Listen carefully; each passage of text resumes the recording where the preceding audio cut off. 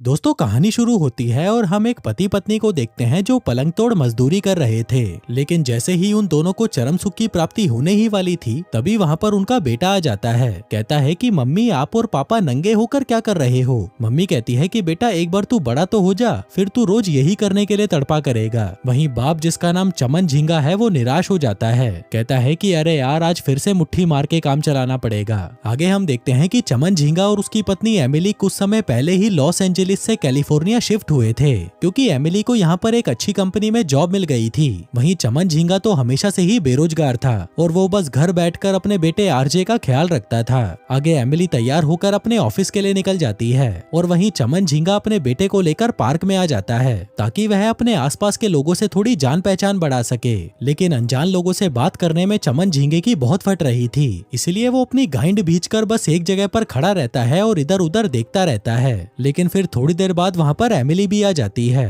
कहती है कि मेरा लंच ब्रेक था तो मैं यहाँ अपने बेटे को देखने चली आई। तभी उनके बेटे के पास एक लड़का आता है और उसके साथ खेलने लगता है, जिसको देखकर उस लड़के का बाप भी वहाँ पर आ जाता है। एमिली कहती है कि ये भीसड़ी का यहाँ पर क्या कर रहा है, वो उन्हें अकेला क्यों नहीं छोड़ देता। जिसके बाद वो आदमी उन दोनों के पास आता है और कहता है कि ज्यादा मीठा खाने से लुल्ली छोटी हो जाती है, इसलिए इस गंदी चीज को अपने बच्चे से दूर रखा करो। चमन झींगा कहता है कि थैंक यू भाई, मुझे नहीं पता था कि इससे लुल्ली छोटी भी हो सकती है। वो कहता है कि अरे मैं तो मजाक कर रहा था, मेरा नाम दुर्गेश दल्ला है। वैसे तुम लोगों को मैंने यहाँ कभी देखा नहीं, तुम नए हो क्या। वो कहते हैं कि हाँ हम यहाँ पर पिछले महीने ही शिफ्ट हुए हैं। जिसके बाद वो लोग काफी देर तक एक दूसरे से बातें करते रहते हैं। वहीं उनके बच्चों में अब दोस्ती हो चुकी थी, जो देखकर दुर्गेश दल्ला कहता है कि मुझे तुम लोगों से बातें करके बहुत अच्छा लगा। अगर तुम दोनों आज रात को फ्री हो तो मेरे घर पर एक छोटी सी पिज्जा पार्टी है, तुम आना चाहो तो आ सकते हो, इससे हम एक दूसरे को और अच्छे से जान पाएंगे। वो कहते हैं कि हाँ यार हम बिल्कुल आएंगे, वैसे भी हम यहाँ पर किसी को नहीं जानते और हम भी नए दोस्त बनाना चाहते हैं। दुर्गेश दल्ला कहता है कि फिर ठीक है दोस्तों, शाम को 6 बजे मेरे घर पर पहुँच जाना। जो कहकर वो वहाँ से चला जाता है। फिर शाम होते ही वो तीनों दुर्गेश दल्ले के घर पर पहुँच जाते हैं, जिसका घर इतना बड़ा होता है कि उसे देखकर उन दोनों की गाइंड जलकर कोयला हो जाती है। तभी चमन झींगा देखता है कि उसकी पत्नी उन लोगों के लिए सस्ती वाली वाइन लेकर आई थी। वो एमिली से कहता है कि भीड़ की लिमंडी तू चूतिया है क्या, ये $2 वाली दारू लेकर जाएंगे तो वो लोग हमें भिखारी समझेंगे। एमिली कहती है कि यार गिफ्ट तो गिफ्ट होता है। चमन झींगा कहता है कि इसका स्वाद तो अफगानी कुत्ते के मुंह से भी बुरा है। जिसके बाद वो उस बोतल के लेबल को फाड़ने लगता है।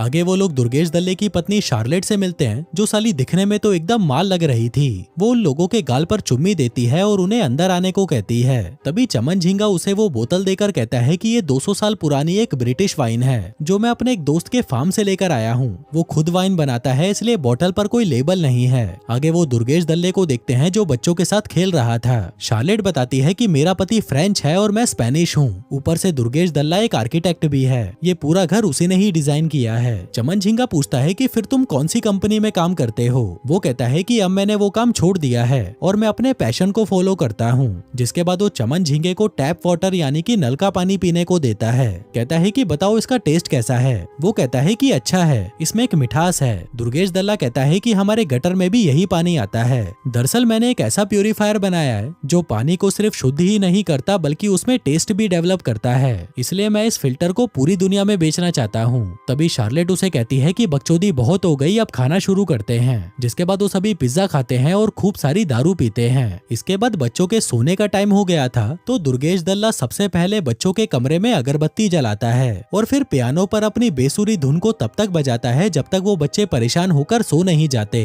वहीं ये देखकर चमन झींगा और एमिली तो हैरान हो जाते हैं कि वाह यार ये बंदा तो काफी टैलेंटेड है। फिर बच्चों को सुलाने के बाद जब वो सभी नीचे बैठे थे तभी एमिली शार्लेट से पूछती है कि तुम क्या करती हो। वो कहती है कि वैसे तो मैं दुर्गेश दल्ले के लिए घोड़ी बनती हूँ, पर साथ में मैं एक हाउसवाइफ भी हूँ। तुम बताओ तुम क्या करती हो। चमन झींगा कहता है कि ये एक मल्टीनेशनल कंपनी में काम करती है और मैं घर पर बैठकर हमारे बेटे का ध्यान रखता हूँ। दुर्गेश दल्ला कहता है कि शार्लेट एक मशहूर एक्ट्रेस भी है, जो सुनकर वो दोनों हैरान हो जाते हैं कि यार ये तो बहुत अच्छी बात है। चमन झींगा कहता है कि मैं तो तुम्हें देखते ही समझ गया था कि जिसकी चूचियां इतनी बड़ी है वो कोई एक्ट्रेस ही हो सकती है। क्या हम तुम्हारी कोई फिल्म देख सकते हैं जिसमें तुमने काम किया हो। दुर्गेश दल्ला कहता है कि क्यों नहीं, मेरे पास तो डीवीडी भी पड़ी है। जिसके बाद वो उस डीवीडी को प्ले कर देता है। कहता है कि देखना तुम्हें भी बहुत मजा आएगा। अब चमन झींगा और एमिली को लग रहा था कि शायद ये कोई रोमांटिक या कॉमेडी मूवी होगी, लेकिन उस वीडियो के अंदर तो एक लड़की एमिली के सारे कपड़े उतार कर उसकी चूचियां दबा रही थी, जो देखकर वो दोनों एक बार के लिए तो घबरा जाते हैं कि ये क्या चुतियापा है। आगे वो लड़की एमिली की चूचियों पर पंप लगाकर उसका दूध निकालने लगती है, पर तभी दुर्गेश दल्ला उस वीडियो को बंद कर देता है। कहता है कि ये वीडियो दूध के पंप बेचने वाली कंपनी के विज्ञापन के लिए बनाया गया था, लेकिन फिर वो कंपनी दिवालिया हो गई। अगर तुम इसे वापस देखना चाहते हो तो ये डीवीडी अपने पास रख लो, बस इसे देखकर मुट्ठी मत मारना। चमन झींगा कहता है कि अच्छी वीडियो थी और तुम्हारी चूचियां भी बहुत अच्छी लग रही थी। दुर्गेश दल्ला कहता है कि क्यों ना हम थोड़ी और वाइन पिए और ऊपर जाकर चिल करें, जो कहकर वो और शार्लेट वाइन लेने के लिए अंदर चले जाते हैं। तभी उनके जाते ही एमिली चमन झींगे को कहती है कि भीसड़ी के उसकी चूचियां तो तू बड़े गौर से देख रहा था। वो कहता है कि नहीं जाने मन, मुझे तो तुम्हारी चूचियां पसंद हैं। एमिली कहती है कि बच्चा होने के बाद ये थोड़े ढीले पड़ गए हैं, पर इसका मतलब ये तो नहीं कि तू दूसरी औरतों की चूचियां देखकर पागल हो जाएगा। इसी दौरान दुर्गेश दल्ला वहाँ पर फूकने का जुगाड़ लेकर आता है, जिसके बाद वो सभी मिलकर गांजा गांजा और फिर सभी नशे में भंड होकर डांस करने लगते हैं।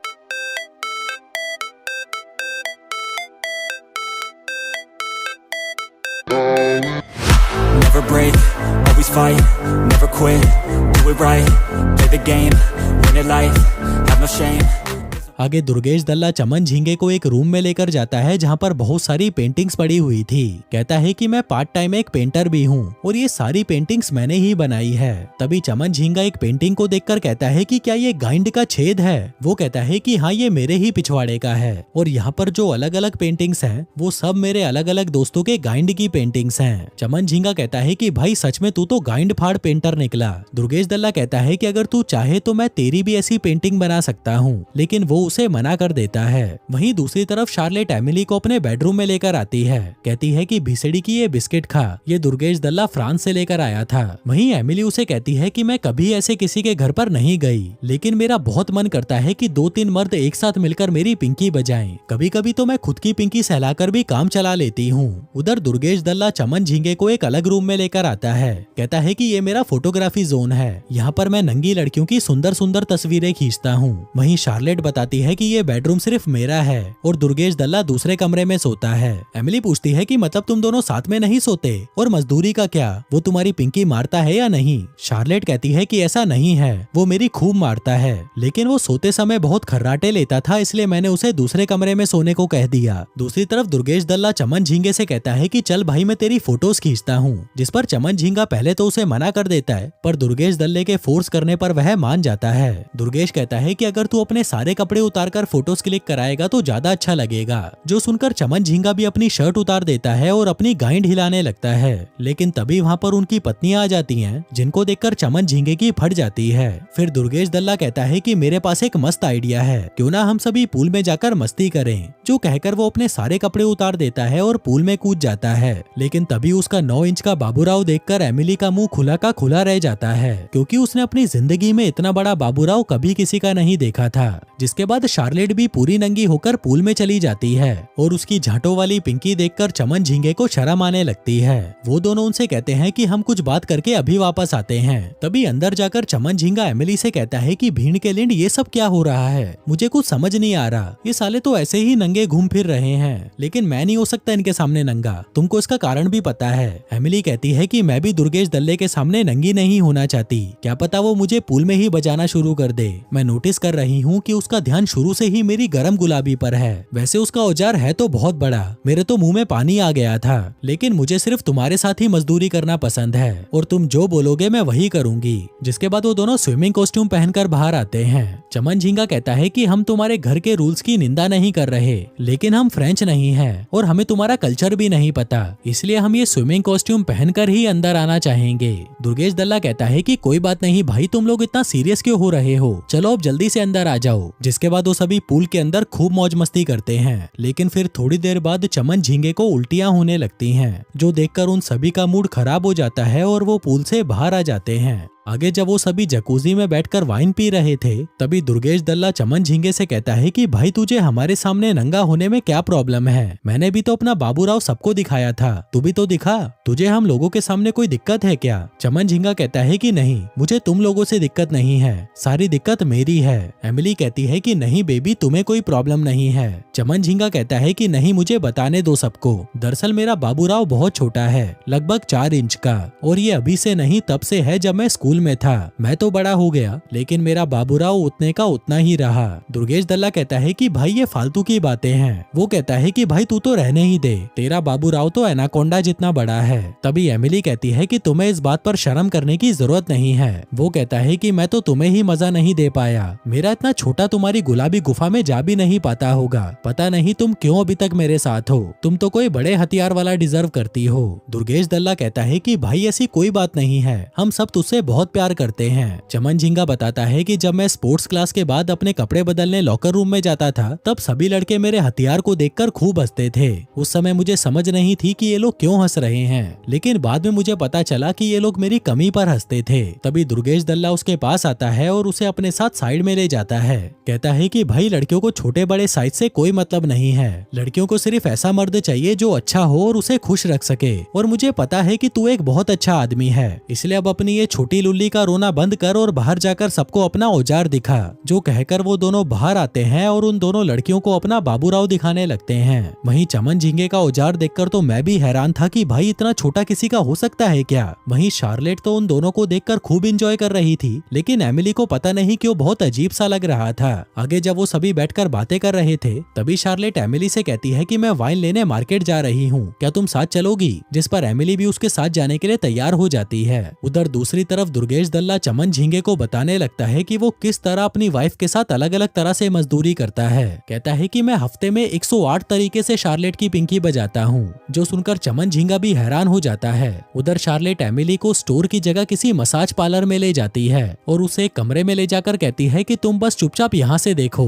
मैं बस 5 मिनट में वापस आती हूँ। एमिली कहती है कि ये क्या बकचोदी है और तुम कहाँ जा रही हो? जिसके बाद वो उस छेद से देखती है कि शार्लेट एक बूढ़े आदमी के पास जाती है जो वहाँ पर नंगा लेटा हुआ था। फिर वो अपने हाथों पर सरसों का तेल लगाती है और उस बूढ़े आदमी का औजार निकालकर उसकी हाथ गाड़ी चलाने लगती है, जो देखकर एमिली की फट जाती है और वो सोचती है कि भीड़ की लिमंड ये सब क्या है। फिर घर जाते वक्त वो उससे पूछती है कि तुम ये काम कैसे कर सकती हो, तुम्हारा पति तो इतना अच्छा है और उसका औजार भी बहुत बड़ा है, फिर तुम किसी और आदमी की हाथ गाड़ी कैसे चला सकती हो? शार्लेट कहती है कि हमेशा जैसा दिखाई देता है सब कुछ वैसा ही हो ऐसा जरूरी नहीं है, और ये सब मैं अपनी खुशी के लिए करती हूँ। मुझे मर्दों के गन्नों से जूस निकालना बहुत पसंद है, लेकिन दुर्गेश दल्ले को इस बारे में कुछ नहीं पता और तुम भी उसे मत बताना। वहीं घर पर दुर्गेश दल्ला चमन झिंगे से कहता है कि भाई मैं तुझे कुछ बताना चाहता हूँ। दरअसल मेरी पत्नी शार्लेट को तू बहुत पसंद है और वो तेरे से अपनी पिंकी पिटवाना चाहती है। तभी वो दोनों भी वहाँ पर आ जाती हैं। वहीं एमिली चमन झिंगे के पास आकर कहती है कि मुझे तुमसे कुछ जरूरी बात करनी है, यहाँ पर कुछ तो अजीब चल रहा है। चमन झिंगा कहता है कि सब कुछ ठीक तो है, मैं अभी अपने बेटे को देखने जा रहा हूँ, उसके बाद हम दोनों आराम से बात करेंगे। जो कहकर वो अपने बेटे को देखने अंदर चला जाता है, लेकिन तभी उसके पीछे पीछे शार्लेट भी वहाँ पर आ जाती है।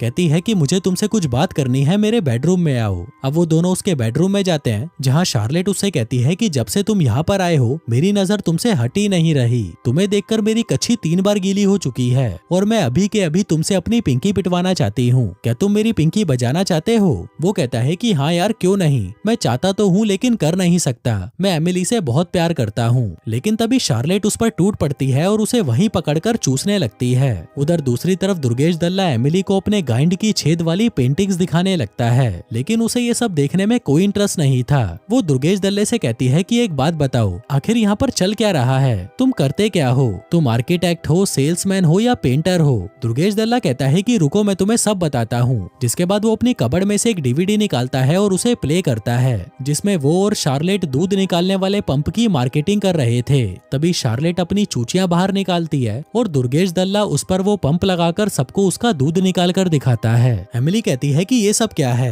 वो कहता है कि मैं असल में दूध निकालने वाले पंप बेचा करता था, लेकिन मेरी पत्नी का ये वीडियो वायरल हो गया और हजारों लौंडे उसकी चूचियां देखकर मुट्ठी बजाने लगे। जिसके बाद हमने ये वीडियो गंदी फिल्में बनाने वाली कंपनी को बेच दिया और उससे हमें लाखों डॉलर्स का मुनाफा हुआ। एमिली पूछती है कि फिर शार्लेट का क्या, उसे कोई प्रॉब्लम नहीं है? वो कहता है कि नहीं, बल्कि वो तो बहुत ज्यादा खुश थी। जो सुनकर वो तुरंत चमन झिंगे के पास जाने लगती है, लेकिन वो वहाँ पर कहीं नहीं होता। तभी उसे कमरे में से आ ऊ की आवाजें सुनाई देती है। एमिली जैसे ही दरवाजा खोलती है तो वह देखती है कि शार्लेट उसे मसाज दे रही थी। आगे एमिली उसे सीधा बाथरूम में ले जाती है और कहती है कि भिसड़ी के अब तू क्या उसकी गुलाबी बजाना चाहता है? वो कहता है कि नहीं यार, मुझे तो इन लोगों में कुछ गड़बड़ लग रही है, लगता है कि ये दोनों चाहते हैं कि हम अपने पार्टनर स्वैप करें, मतलब मैं शार्लेट की पिंकी बजाऊंगा और दुर्गेश तुम्हारी। एमिली पूछती है कि तुम बताओ क्या तुम ये करना चाहते हो। वो कहता है कि नहीं यार, मैं तुमसे प्यार करता हूँ, क्या तुम करना चाहती हो। एमिली कहती है कि शायद हाँ, जो सुनकर चमन झींगे का दिमाग खराब हो जाता है और वो उससे लड़ने लगता है।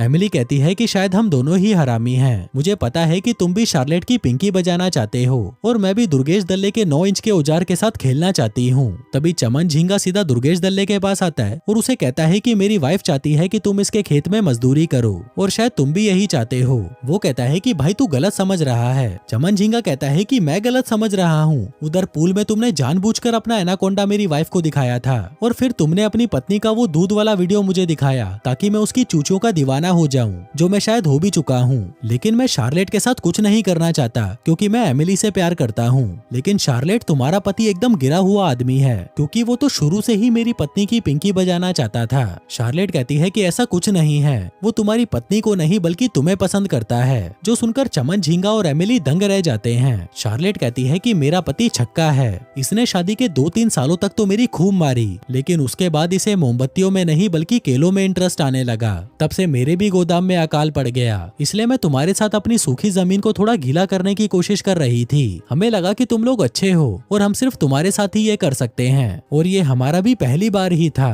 वहीं उसकी बातें सुनकर चमन झींगे को दुर्गेश दल्ले पर तरस आ जाता है और वह उससे माफी मांगने लगता है। कहता है कि भाई मुझे नहीं पता था कि तू मीठा है और तेरी पत्नी औजार लेने के लिए इतना तड़पी जा रही है, इसका तो हमें कोई अंदाजा ही नहीं था। जिसके बाद वो सभी फिर से वहाँ पर अब ऐसे ही बातें करते करते सुबह हो जाती है और एमिली को याद आता है कि आज तो उसे ऑफिस जाना है। फिर वो सभी एक दूसरे को गुड बाय बोलते हैं और आपस में गले मिलते हैं। लेकिन तभी अचानक से चमन झींगा दुर्गेश दल्ले को पकड़कर चूसने लगता है, जिसके बाद वो उसे बेड पर लिटा लेता है और उसका गन्ना सहलाने लगता है। वहीं एमिली और शार्लेट भी उन दोनों के पास आती हैं और फिर वो चारों मिलकर पूरे दिन दबा दबा कर मजदूरी करते हैं। आगे मजदूरी के बाद शाम को चमन झींगा और एमिली वापस अपने घर आ जाते हैं और उसके बाद से वो दुर्गेश दल्ला और शार्लेट से कभी नहीं मिले। लेकिन फिर एक दिन जब वो दोनों अपने बच्चे के साथ पार्क में खेलने आए थे, तभी वहाँ पर अचानक दुर्गेश दल्ला और शार्लेट भी आ जाते हैं। दुर्गेश उन्हें देखकर कहता है कि यार तुम लोग कहाँ गायब हो गए थे, हमें तो तुम्हारा घर भी नहीं पता था। वैसे हम दोनों अब थेरेपी ले रहे हैं और हम अपनी शादी को एक और मौका देना चाहते हैं और ये सब तुम लोगों की वजह से ही हुआ है। तभी एमिली कहती है कि हम दोनों भी तुम्हारे बारे में सोच रहे थे, अगर तुम लोग फ्री हो तो कभी आओ हवेली पे। वो कहते हैं कि हाँ हम जरूर आएंगे। जिसके बाद वो सभी वहाँ से अपने अपने घर चले जाते हैं। और दोस्तों इसी के साथ ही ये कहानी यहीं खत्म हो जाती है। धन्यवाद।